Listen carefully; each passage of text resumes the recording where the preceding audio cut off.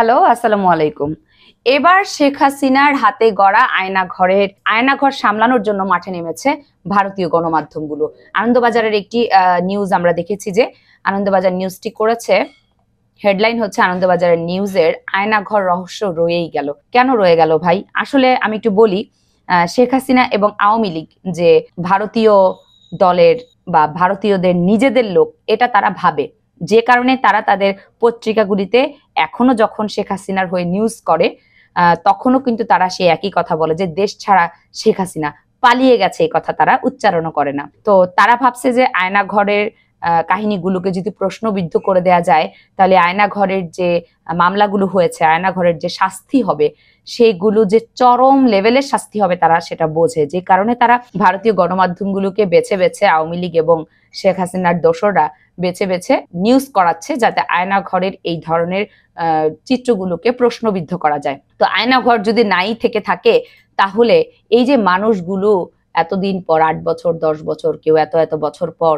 মুক্তি পেল, তারা কি আকাশ থেকে পড়ছে, না তাদেরকে আইনে কেউ বাসায় দিয়ে গেছে? এই যে তাদের এই এত এত কষ্টের চিত্র তারা বলছে, এই যে মীর আহমেদ বিন কাসেম, সুপ্রিম কোর্টের আইনজীবী, যার বাবাকে ফাঁসি দেওয়া হয়েছে, তিনি যে এত এত এখনো কান্নাকাটি করতেছে, আব্দুল্লাহিল, আমান আজমি, কামরুজ্জামান, এরকম শত শত মানুষ যে তাদেরকে যে মুক্তি দিয়ে দিয়েছে 5ই আগস্টের পর, তাদেরকে যে রাস্তায় চোখ বেঁধে এনে ছেড়ে দিয়ে গেছে, তারা যে 8 বছর 10 বছর করে আয়না ঘরে বন্দী ছিল, তারা যে তাদের এখনো বুক ফাটা কান্নায় যে তাদের এই কষ্টের কথাগুলো বলছে, যে আমরা প্রতিনিয়ত আল্লাহর কাছে চাইতাম যে আমাদেরকে আল্লাহ এই জীবন থেকে নিয়ে যান, আমাদের মৃত্যুটা যেন সহজ হয়। এই কথাগুলোকে মিথ্যা কথা। এই মানুষগুলিকে আপনি কেন আটকে রাখছেন? কারণ তারা তাদের ভয়েস রেস করছিল, যেগুলো আপনার জন্য কি হচ্ছিল, প্রশ্নবিদ্ধ হয়ে উঠছিল। তখনই শেখ হাসিনা তাদেরকে হুমকি মনে করছে। ইলিয়াস আলী, বিএনপির ইলিয়াস আলী, যিনি সিলেটের মাথা ছিলেন, যে তাকে ভালোবাসেন আমি এমন কোনো কাউকে দেখি নাই সিলেটবাসীর মধ্যে, মানে ইলিয়াস আলী যেখানে বাস করেন তাকে ভালোবাসেন এমন কাউকে আমি দেখি নাই। সে ইলিয়াস আলীকে ধরে নিয়ে গিয়ে গুম করে ফেললেন,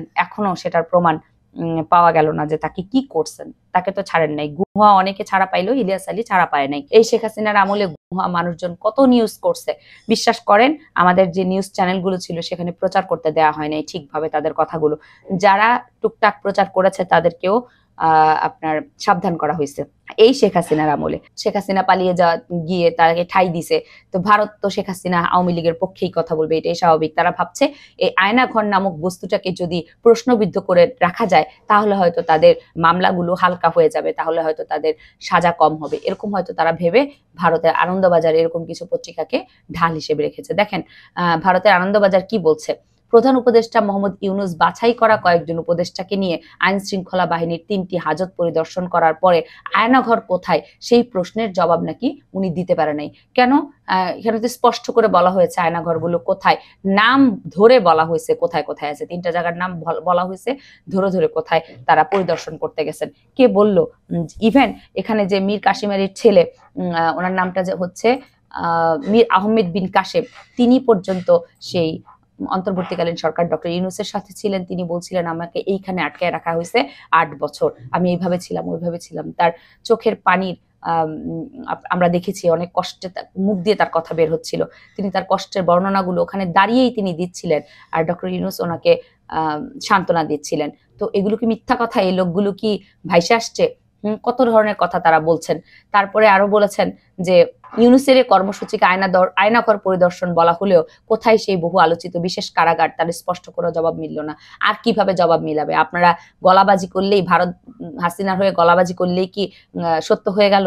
দেশে এসে করেন, সাহস থাকলে আমাদের বাংলাদেশে পাড়া দিয়ে এসে করেন। ইউনূসের প্রেস সচিব শফিকুল আলম জানিয়েছেন, র‍্যাব ও ডিজিএফআই এর এই হাজতগুলি আয়নাঘর। তার কথায় শুধু রাজধানী নয়, ঢাকা নয়, সারা দেশে এমন 700 থেকে 800 কারাগার রয়েছে, আয়নাঘর রয়েছে। শেখ হাসিনা প্রশাসনের বিরুদ্ধে অভিযোগ, বিরোধীদের নির্বিচারে বন্দিশালায় তুলে নিয়ে গিয়ে নির্যাতন করেছে গোয়েন্দা পুলিশ, র‍্যাব ও ডিজিএফআই। একটাও তো মিথ্যা কথা না, সব সত্য কথা। এমনকি ক্রস ফায়ার করে অনেককে মারা হয়েছে। বিএনপির অভিযোগ, তাদের কয়েক হাজার নেতাকর্মীকে গোয়েন্দা পুলিশ তুলে নিয়ে যাওয়ার পরে আর ফিরে আসেনি। সত্য কথা। কয়েক হাজার নেতাকর্মী যাদেরকে ঘর থেকে তুলে নিয়ে গেছে ডিবি পরিচয় দিয়ে, তারা কিন্তু আর ফিরে আসেনি। 2012 এপ্রিলে সিলেটের বিএনপি এমপি ইলিয়াস আলী ও তার গাড়ির চালককে গোয়েন্দা পুলিশ পরিচয় দিয়ে তুলে নিয়ে যায়। আজও তাদের কোনো খোঁজ মিলেনি। এখন কি বলবেন এটা ডক্টর ইউনূস এসে করাইছিল? ইলিয়াস ছিলেন বিএনপি সাংগঠনিক সম্পাদক। 2015 মার্চে উত্তরার বাসভবন থেকে আইন শৃঙ্খলা বাহিনী বিএনপির স্থায়ী কমিটির সদস্য সালাউদ্দিন আহমেদকে তুলে নিয়ে গেছে। তো তার 61 দিন পরে ভারতের মেঘালয় সড়কের ধারে তাকে অচেতন অবস্থা পাওয়া গেছে। তো চিন্তা করেন, সালাউদ্দিনকে বিএনপির যেই স্থায়ী কমিটির সদস্য সালাউদ্দিন আহমদকে তুলে নিয়ে গেছে, তার 61 দিন পরে ভারতের কোন এক জায়গায় তাকে পাওয়া গেছে। কেন ভারতের কোন এক জায়গায় পাওয়া গেল, কোন অন্য কোনো জায়গায় পাওয়া গেল না কেন? চিন্তা করেন হাসিনাকে কতভাবে ভারত এই ধরনের অপকর্ম করার জন্য সহযোগিতা করছে, আর আরেকদিকে আমাদের বাংলাদেশটাকে বেচে দিছে পুরা শেখ হাসিনা ভারতের কাছে। প্রায় 10 বছর শিলংয়ের কাটিয়ে মামলায় খালাস পেয়ে দেশে ফিরেন তিনি। কত নির্যাতন করছে মানুষগুলোকে। সম্প্রতি এই সব অভিযোগে শেখ হাসিনার বিরুদ্ধে আন্তর্জাতিক যুদ্ধাপরাধ ট্রাইব্যুনালে শেখ হাসিনা ও তার দল ও সরকারের অন্য নেতাদের বিরুদ্ধে মামলা দায়ের করেছেন বিএনপি নেতৃত্ব। ইউনূস সরকার গুমের অভিযোগগুলি খতিয়ে দেখতে একটি কমিশনার তৈরি করেছেন, কিন্তু বিদেশ থেকে এক সাংবাদিকের একটি ইউটিউব চ্যানেল প্রথম আয়নাঘরের কাহিনী নিয়ে একটি প্রতিবেদন সম্প্রচার করে। পরে যা প্রচার করে আল জাজিরা টেলিভিশন। পরিচয় গোপন করা কয়েকজন জানান, তাদের মতো বিভিন্ন জনকে আটক করার পরে একটি বিশেষ বন্দিশালায় নিয়ে গিয়ে আটকে রাখে ডিজিএফআই এবং র্যাব। সত্য ঘটনা। ঢাকার প্রাণকেন্দ্রে এই বহুতল অবস্থিত, যার নাম হচ্ছে আয়নাঘর। মধ্যযুগীয় ভাবে এখানে নির্যাতন করা হয় মানুষদেরকে।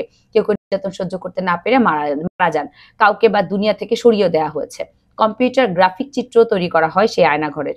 সব মিলিয়ে গত 5 বছর ধরে আয়নাঘর নিয়ে বহুল কৌতূহল। কিন্তু সত্য কথা, কৌতূহল তার কোনো কথা যখন রটে তা তো অবশ্যই বটে। যে কারণে কিন্তু এখন 5ই আগস্টে শেখ হাসিনার স্বৈরাচার শেখ হাসিনার পতন হওয়ার পর, তিনি পালিয়ে যাওয়ার পরে কিন্তু এখন এই ঘটনাগুলি বের হয়ে আসছে। যাদেরকে আটকে রাখা হয়েছে, যারা এখনো বেঁচে আছে, তাদেরকে বাধ্য হয়েছে ছেড়ে দেওয়ার জন্য, তারা এখন এগুলো এসে বলছে।